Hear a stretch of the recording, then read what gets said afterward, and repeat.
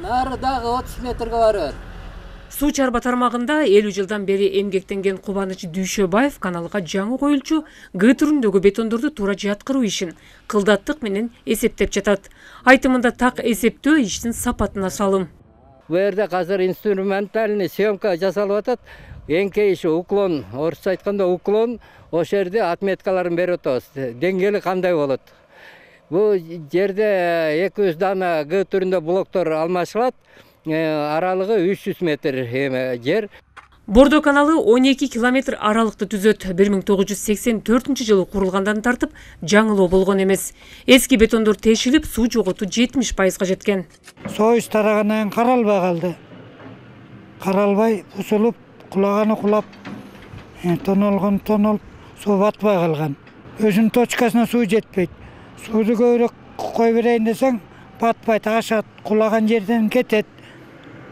Ошондой болгон. Азыр оңдоп түзөп келатыр, жакшы. Бул каналдан Акжар, Ташарык, Ортарык айылдарынын талалары суу ичет. Каналдын эң көйгөйлүү аралыктары оңдолууда. Быйыл райондо 1,5 километр аралык механикалык тазалоодон өтсө, 2 чакырымга жакын бетондолот. Тендерден өткөзүлүп, бизге подрядчиктер, поставщиктер Г150 железобетонный блокторун алып келип 200 данасы түшүрүлдү.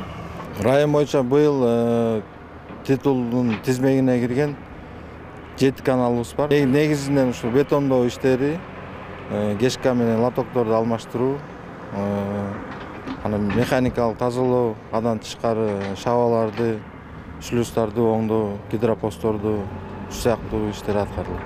Талас областына быйылкы жылкыга ирригация тармагына 106 миллион бөлүнгөн. Бүгүнкү күндө областта жана райондордо жазгы талас сугат иштеринде даярдык көрүү максатында иштер жүрүп жатат. Бетондоо иштери, андан тышкары механикалык тазалоо болуп атат. Элдик ашар ыкмасы менен ички чарба каналдарыбыз дагы тазалануудан өтүп атат. Белгилей кетсек, мамлекеттик казынанын эсебинен ирригация тармагын жакшыртуу максатында облустук суу башкармалыгына зарыл техникалар май айында алынып келинет. Салиха Сариева, Элхан Арсланбеков, Ала Тоо 24, Талас облусу.